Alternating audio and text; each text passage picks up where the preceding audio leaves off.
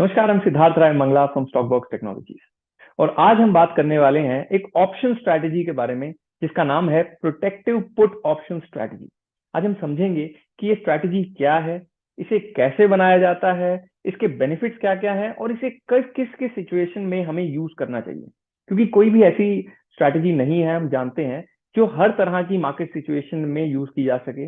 इसलिए समझना भी बहुत इंपॉर्टेंट है कि वो कौन सी सिचुएशंस हैं जिसके अंदर हम प्रोटेक्टिव पुट ऑप्शन स्ट्रैटेजी का मैक्सिमम बेनिफिट ले सकते हैं।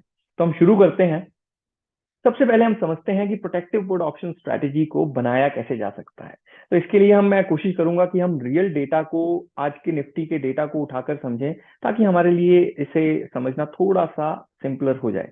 ठीक है, तो एक सेकेंड। ये निफ्टी की ऑप्शन चेन है, हम देख रहे हैं। आज क्योंकि एक वीकली एक्सपायरी थी, तो हम नेक्स्ट वीकली एक्सपायरी या फिर नवंबर की जो मंथली एक्सपायरी है 24 नवंबर की, वहां उसका डेटा उठाकर देखते हैं। यहाँ पर देखिए, निफ्टी का फ्यूचर्स का प्राइस आज 18355 पर क्लोज हुआ, तो हम इसी प्राइस को उठा लेते हैं। ठीक है, निफ्टी का, जस्ट अ मोमेंट, निफ्टी का प्राइस आज 18355 पर क्लोज हुआ। 24 नवंबर की एक्सपायरी की हम बात कर रहे हैं। ठीक है, और सामने से मैं आपको बताता हूं, इस फ्यूचर्स को हमें बाय करना है, और सामने से हमें एक पुट ऑप्शन को बाय करना है। ठीक है, एक पुट ऑप्शन को बाय करना है, तो पहले हम यहां पर लिख लेते हैं कि एक पुट ऑप्शन को बाय करना है। ठीक है, अब हम देखते हैं कि हम कौन सा पुट ऑप्शन बाय करने वाले हैं। आप अब एटीएम से लेकर, यानी कि जिस प्राइस पर फ्यूचर्स ट्रेड कर रहा है उसके नियरेस्ट प्राइस के, स्ट्राइक प्राइस के पुट ऑप्शन को लेकर कितने भी ओटीएम में जा सकते हैं, या फिर आईटीएम के ऑप्शंस के अंदर भी जा सकते हो। बट उसकी एडवांटेज हमें ये मिलेगी कि वो थोड़े से सस्ते होते, अगर ओटीएम की तरफ बढ़ेंगे तो हमें ऑप्शंस जरूर सस्ते मिलते जाएंगे। बट उसकी डिसएडवांटेज ये होगी कि जिस काम के लिए हम स्ट्रैटेजी को यूज कर रहे हैं, वो एडवांटेजेस भी उतनी ही कम होती जाएंगी। हम धीरे धीरे समझेंगे कि वो क्या एडवांटेजेस हैं जिसके लिए हम इस ऑप्शन स्ट्रैटेजी को यूज कर रहे हैं। लेकिन for the sake of simplicity, मैं सबसे पहले एटीएम के पुट ऑप्शन को सिलेक्ट करता हूं। यानी कि 18350 का जो पुट ऑप्शन है उसे हम सिलेक्ट करते हैं। इसका प्राइस चल रहा है 121 123 के पास, तो इसका भी हम एलटीपी को उठाते हैं, क्योंकि हमने फ्यूचर्स की भी एलटीपी को उठाया था। तो 123 यहां से हम प्राइस पिक कर लेते हैं। ठीक है, तो हमने 18350 वाले पुट ऑप्शन को बाय किया है कितने रुपए में? 123 रुपीज में। ठीक है, अब हमने ये स्ट्रैटेजी जो क्रिएट की है, इसे हम कहते हैं प्रोटेक्टिव पुट ऑप्शन स्ट्रैटेजी। ठीक है, इसके पे ऑफ्स क्या होंगे? अलग अलग सिचुएशंस में मार्केट ऊपर चला जाता है और नीचे चला जाता है और यहीं पर रह जाता है। इन तीनों सिचुएशंस में इस स्ट्रैटेजी का हमें क्या पे ऑफ मिलने वाला है, उसको भी समझना जरूरी है। तो देखते हैं, पहले हम देखते हैं कि अगर मार्केट ऊपर चला जाता है और 18700 हो जाता है, लेट्स से। ठीक है, इस एक्सपायरी से पहले, यानी कि 24 नवंबर का, ये हम जो डेटा हम देख रहे हैं, ये हम एक्सपायरी वाले दिन, यानी कि 24 नवंबर के हिसाब से कैलकुलेट कर रहे हैं। इसका भी मैं आपको रीजन इस वीडियो के एंड तक बताऊंगा। मैं उम्मीद करता हूं कि इस वीडियो के एंड होने तक आपको इस स्ट्रैटेजी से रिलेटेड काफी डाउट्स क्लियर हो जाएंगे, और हम हम कोशिश करेंगे कि धीरे धीरे और सिंपल तरीके से इस स्ट्रैटेजी को समझने की कोशिश करते रहें।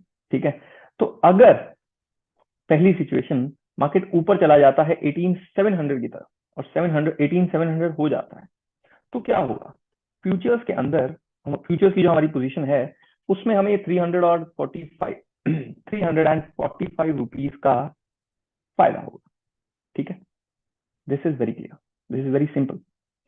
और पुट ऑप्शन की जो हमारी पोजीशन है, जिसे हमने 123 पर बाय किया था, उसका क्या होगा? ये हमें 123 रुपीज का लॉस दे देगी। तो यहाँ पर हमें 222 रुपीज का प्रॉफिट हो जाएगा।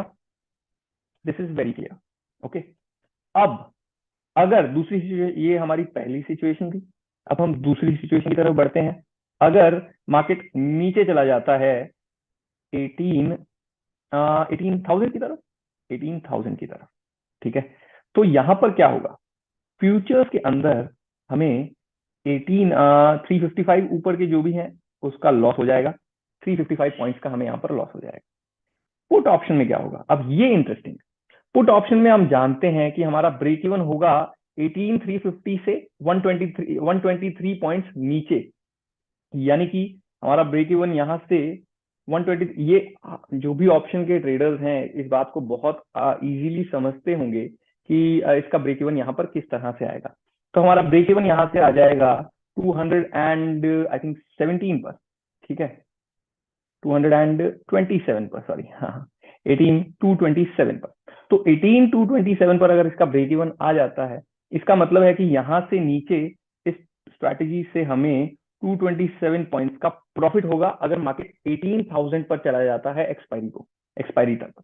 ठीक है, तो नेट पे ऑफ हमारा होगा 128 का लॉस। ठीक है, इन तीनों सिचुएशन को हम एनालाइज करेंगे, लेकिन अभी हम सिर्फ सिचुएशन देखना चाहते हैं कि कब और मार्केट में किस तरह की मूव्स आने पर हमें किस तरह के रिजल्ट इस स्ट्रैटेजी से मिलने वाले हैं। ठीक है, तीसरी सिचुएशन, अगर मार्केट कहीं नहीं जाता है और मार्केट यहीं रह जाता है, फ्लैट ही रह जाता है। ठीक है, फ्लैट रह जाता है और कहीं ना कहीं इसी प्राइस के आसपास में क्लोज हो जाता है, फॉर एग्जाम्पल 18,350 पर ही क्लोज हो जाता है। ठीक है, तो हम फ्यूचर्स की पोजीशन के अंदर हमें ऑलमोस्ट, हम इसे 355 कर लेते हैं कैलकुलेशन की सिंप्लिसिटी के लिए, हमें फ्यूचर्स की पोजीशन के अंदर जीरो प्रॉफिट एंड लॉस होगा, यानी कि कुछ भी पे ऑफ नहीं होगा। पुट की पोजीशन में हमारे साथ क्या होगा, हमारे पूरे 123 रुपीज लग जाएंगे और हमें नेट 123 रुपीज का लॉस हो जाएगा। फाइन, इसका मतलब है कि स्ट्रैटेजी ने, अगर मार्केट कहीं नहीं गया, अगर कोई मूव नहीं आती है, तो इस स्ट्रैटेजी में लॉस हो जाता है। ठीक है, वो सिचुएशन हमारे लिए हम वो हमारे लिए सबसे अनवांटेड सिचुएशन है, हम कह सकते हैं। ऐसा क्यों, क्योंकि यहां पर अगर हम देखते हैं कि इस सिचुएशन में जब मार्केट नीचे गिरा और 350 पॉइंट्स की करेक्शन निफ्टी के अंदर आती है, यहां से 350 पॉइंट्स अगर निफ्टी गिरता है, तो इस स्ट्रैटेजी की वजह से हमारा लॉस सिर्फ 128 पॉइंट्स तक सीमित रह जाता है, यानी कि ऑलमोस्ट 1/3 हमारा लॉस इसके अंदर रह जाता है, सिर्फ इसलिए क्योंकि हमने प्रोटेक्टिव पुट ऑप्शन स्ट्रैटेजी को यूज किया हुआ था। तो इस सिचुएशन के अंदर जब मार्केट नीचे गिरता है बहुत तेजी से, ठीक है, तो ये स्ट्रैटेजी बहुत इफेक्टिव प्रूव होती है। ये हमें यहां से दिख रहा है। अगर मार्केट में कोई मूव नहीं आती है, उस सिचुएशन में ये स्ट्रैटेजी इफेक्टिव प्रूव नहीं होती है।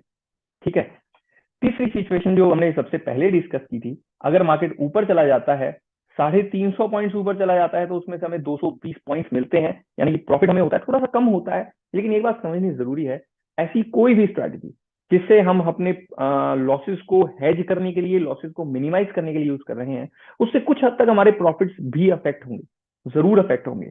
लेकिन हम ऐसी स्ट्रैटेजीज को इसलिए यूज करते हैं जिससे कि हम पीसफुली मार्केट के अंदर ट्रेड कर सकें, बिना स्ट्रेस के साथ ट्रेड कर सकें। यानी कि अगर आपको ये डर खत्म हो जाएगा कि बहुत जल्दी से अगर मार्केट बहुत स्पीड से नीचे गिरता है तो मुझे लॉस लिमिटेड होगा, तो उस चीज की आपको कुछ कॉस्ट तो देनी भी पड़ सकती है।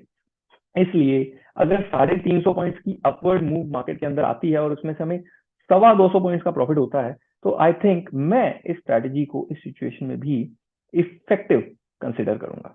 ठीक है, तो हमने 3 सिचुएशंस यहाँ पर देखी। जब स्ट्रैटेजी, हमने ये समझ लिया कि स्ट्रैटेजी बनाई कैसे जाती है। अगर एक फ्यूचर्स की लॉन्ग पोजीशन को, या इसके बजाय कोई स्टॉक है और स्टॉक की स्पॉट की, या यानी कि इक्विटी की लॉन्ग पोजीशन हो, मतलब आपने कैश में किसी शेयर्स को बाय किया हुआ है, उसके सामने से एक हम पुट ऑप्शन को बाय कर लेते हैं, तो हम प्रोटेक्टिव पुट ऑप्शन स्ट्रैटेजी को यूज कर रहे हैं। ठीक है, अब जो हमने ये तीनों सिचुएशंस देखी, उससे हमें क्या समझ में आता है कि किस तरह की सिचुएशन में यूज केसेस क्या क्या है, मानी यानी कि हम किस तरह की सिचुएशंस में स्ट्रैटेजी का मैक्सिमम बेनिफिट उठा सकते हैं। तो पहली सिचुएशन तो है वहां पर जब आपके पास होल्डिंग्स हो होल्डिंग्स हो आपके पोर्टफोलियो के अंदर, फॉर एग्जांपल आपके पास, इसको हम एग्जांपल से समझने की कोशिश करते हैं जिससे कि हमें थोड़ा सा सिंपली समझ में आ सके। मान लेते हैं कि मेरे पास 250 शेयर्स या फिर 300 शेयर्स रिलायंस के पड़े हैं, ठीक है। और सडनली मैं इन शेयर्स को कभी बेचना चाहिए चाहता हूं, मेरे पास ये long term, as a long term investment मैंने इन स्टॉक्स को अपने पोर्टफोलियो में रखा हुआ है, ठीक है। अब सडनली किसी तरह की आजकल, क्योंकि ग्लोबली और हमारी इकोनॉमी की तरफ से भी बहुत नई नई तरह की इंफॉर्मेशन आती रहती है, बहुत सडनली इंफॉर्मेशन आती रहती है, तो इसी तरह का अगर कोई इवेंट आने वाला है जिसका कुछ बुरा असर भी मार्केट के ऊपर हो सकता है, जिसकी वजह से मार्केट में वॉलेटिलिटी बढ़ गई है।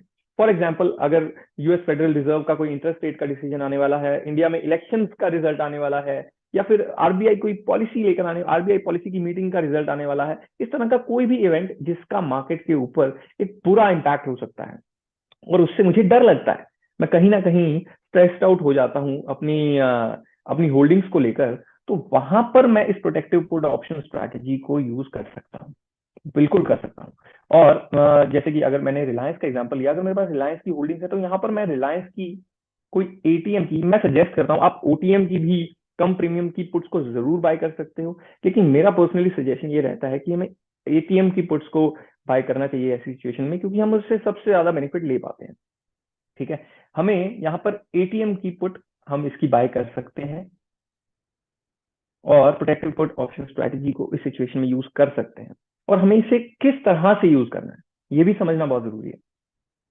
देखिए, अगर मैंने किसी इवेंट की बात की, यानी कि ऑप्शन, एक चीज बहुत इंपॉर्टेंट है समझनी, कि जब भी हम कोई भी ऐसी स्ट्रैटेजी बना रहे हैं जिसके अंदर हम ऑप्शंस को बाय कर रहे हैं, ठीक है, उसमें टाइमिंग्स को समझना बहुत जरूरी होता है।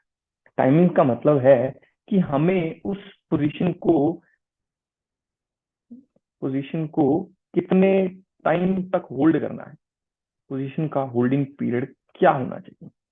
तो आइडियली अगर इस तरह की सिचुएशन में आप प्रोटेक्टिव पुट ऑप्शन स्ट्रैटेजी को क्रिएट करते हो, तो आपको इवेंट के खत्म होते ही, व्हेन एवर द मार्केट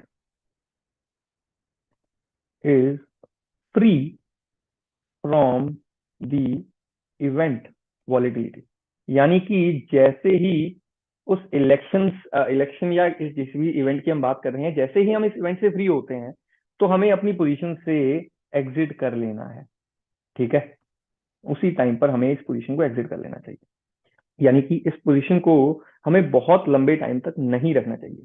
इसका रीजन क्या है, हम समझते हैं कि इसका रीजन ये है कि ऑप्शंस, अगर हम ऑप्शंस को बाय करते हैं तो उसका सबसे बड़ा दुश्मन होता है टाइम, और हम जितने लंबे टाइम तक इस पोजीशन को रखते रहेंगे, तो डेली कहीं ना कहीं हम टाइम वैल्यू अपने ऑप्शन की, अपनी पुट ऑप्शन की खोते रहेंगे, ठीक है। तो हमें इस पोजीशन को, प्रोटेक्टिव पुट स्ट्रैटेजी को उतने ही समय के लिए यूज करना है जितने समय के लिए हमें वॉलेटिलिटी दिख रही है।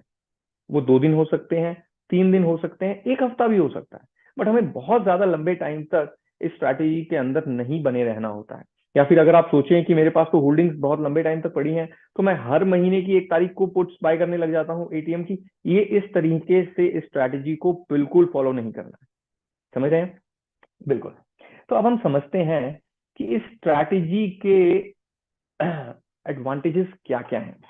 सबसे पहला एडवांटेज इस स्ट्रैटेजी का है रिडक्शन इन मार्जिन। ये उन लोगों के लिए जो लोग फ्यूचर्स में ट्रेड करते हैं, और जो लोग फ्यूचर्स में ट्रेड करते हैं वो लोग बहुत ज्यादा मार्जिन को एक बहुत इंपॉर्टेंट टूल की तरह देखा जाता है, एक इंपॉर्टेंट फैक्टर की तरह देखा जाता है फ्यूचर्स एंड ऑप्शंस की ट्रेडिंग के अंदर। इसलिए ये मार्जिन रिडक्शन एक बहुत बड़ा एडवांटेज है जो इस स्ट्रैटेजी से हमें देखने को मिलता है। अब ये कैसे है इसको भी हम समझते हैं, और इसके लिए हम इसकी वेबसाइट पर चलते हैं। ये है जीरोधा मार्जिन कैलकुलेटर की वेबसाइट। मार्जिन कैलकुलेटर, यहाँ से हम देख सकते हैं किसी पोजीशन को बनाने में हमारा कितना मार्जिन लगता है, ठीक है। तो मैं यहाँ से पहले, अभी जो हमने निफ्टी का एग्जांपल लिया, उसी पोजीशन को हम यहाँ पर कॉस्ट कंपेयर करने की कोशिश करते हैं, ठीक है। तो निफ्टी में अगर जस्ट अ मोमेंट, अगर निफ्टी के नवंबर फ्यूचर्स को मैं सीधा बाय करता हूँ तो मुझे मार्जिन लगेगा, हम यहाँ पर देख रहे हैं करीब करीब 1,10,000 रुपीज के पास में, 1,09,000 रुपीज, 1,10,000 रुपीज के आसपास में मुझे इसका मार्जिन लगेगा अगर मैं इन फ्यूचर्स को सीधा बाय करता हूँ। लेकिन अगर मैं प्रोटेक्टिव पुट ऑप्शन स्ट्रैटेजी को यूज करता हूँ, यानी कि मैं इस पोजीशन के साथ एक ऑप्शंस की पोजीशन भी ऐड करता हूँ कि मैं 18,350 की पुट को बाय करने वाला हूँ, तो अब देखते हैं क्या होने वाला है। अब हमारा मार्जिन, टोटल मार्जिन 1,10,000 से घटकर सिर्फ 25,000 रह चुका है, यानी कि 1/4 हमारा मार्जिन रह चुका है, सिर्फ इस वजह से क्योंकि हमने protective put option strategy use की। क्योंकि एक्सचेंज भी अब समझता है कि इस स्ट्रैटेजी को यूज करने से हमने हमारे रिस्क को बहुत ही कम कर लिया है, बहुत ही कम भी क्या, हमने उसको बिल्कुल लिमिट कर दिया है। इसके बारे में भी अभी हम बात करने वाले हैं, बिल्कुल। तो अब हम वापिस आ जाते हैं इस पर कि पहला हमने देखा कि रिडक्शन इन मार्जिन इसका बहुत बड़ा बेनिफिट है। सेफ्टी, सेफ्टी यानी कि जिसकी अभी हमने रिलायंस के अंदर बात की कि मार्केट जब भी वॉलेटाइल लगता हो, ठीक है, जब भी मार्केट में अनसर्टेनिटी बढ़ रही हो, जब भी कोई वॉर या इस तरह की कोई भी सिचुएशन हो जहां पर मार्केट के अंदर बिग नेगेटिव इम्पैक्ट देखा जा सकता हो, ऐसी हर सिचुएशन के अंदर सेफ्टी प्रोवाइड करने का काम ये स्ट्रैटेजी हमें करती है, ठीक है। और ये तीसरा पॉइंट जो है वो इसी दूसरे पॉइंट से जुड़ा हुआ है कि इस स्ट्रैटेजी से हमारा मैक्स लॉस डिफाइंड हो जाता है, लिमिट हो जाता है, लेकिन मैक्सिमम प्रॉफिट लिमिट नहीं होता है। ये स्ट्रैटेजी की एक सबसे अच्छी बात है। यहाँ पर हम इसको फिर से समझते हैं, इस पॉइंट को, ये कैसे होता है। इस स्ट्रैटेजी में हम देखते हैं कि 128 रुपीज हमें मैक्सिमम लॉस है जो स्ट्रैटेजी के अंदर हो सकता है। अब इसको हम समझते हैं। अगर यहाँ से निफ्टी हम 18,000 के बजाय 17,000 भी हो जाता, ठीक है, तो क्या होता, तो ये फ्यूचर्स के अंदर हमें लॉस 355 की जगह 1355 होता, और पुट ऑप्शन के अंदर हमें प्रॉफिट 227 की जगह 1227 होता। तो नेट पे ऑफ हमारा अभी भी 128 ही रहेगा, यानी कि मार्केट नीचे में कुछ भी हो जाए लेकिन हमारा मैक्सिमम लॉस 128 रुपीज तक ही सीमित रहेगा, ठीक है। लेकिन ऊपर में ऐसा नहीं है, अगर यहां से मार्केट 300 पॉइंट्स और बढ़ जाता है, यानी कि 19,000 हो जाता है, तो हमारा रिवॉर्ड भी 300 पॉइंट्स का बढ़ जाएगा। कैसे? क्योंकि फ्यूचर्स के अंदर हमारे यहाँ पर 300 पॉइंट्स का प्रॉफिट और ऐड हो जाएगा, लेकिन पुट ऑप्शन की तरफ से और लॉस हमें हो ही नहीं सकता है। हमने 123 रुपीज के अंदर ये पुट बाय की थी, तो 123 रुपीज के अंदर ये पुट हमें रहनी चाहिए, है ना। तो ऊपर के अंदर इस स्ट्रैटेजी के प्रॉफिट के अंदर कोई लिमिट नहीं है, लेकिन लॉसेस के अंदर जरूर हमें इस स्ट्रैटेजी की तरफ से लॉसेस के अंदर इस स्ट्रैटेजी के तरफ से जरूर एक लिमिट दी गई है, जो इस स्ट्रैटेजी की सबसे अच्छी बात है, ठीक है। अब ये बात एक मैं आपको इसमें बात समझाना चाहता हूं कि स्ट्रैटेजी को हम एक्सपायरी के पॉइंट ऑफ व्यू से देख रहे थे।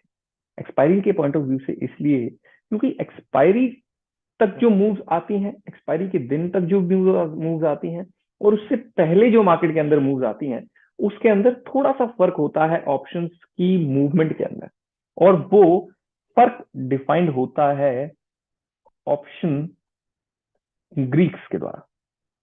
ऑप्शन ग्रीक्स ये अपने आप में एक बहुत ही डीप कॉन्सेप्ट है, जिसको हम जरूर समझेंगे, आने वाली वीडियोस में जरूर समझेंगे, but for the sake of simplicity मैंने आज एक्सपायरी की हमने बात की, जिससे कि हमें इस स्ट्रैटेजी को समझना बहुत आसान हो जाए, ठीक है।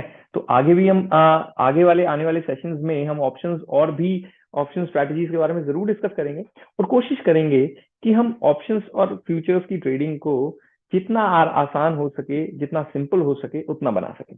Thank you very much.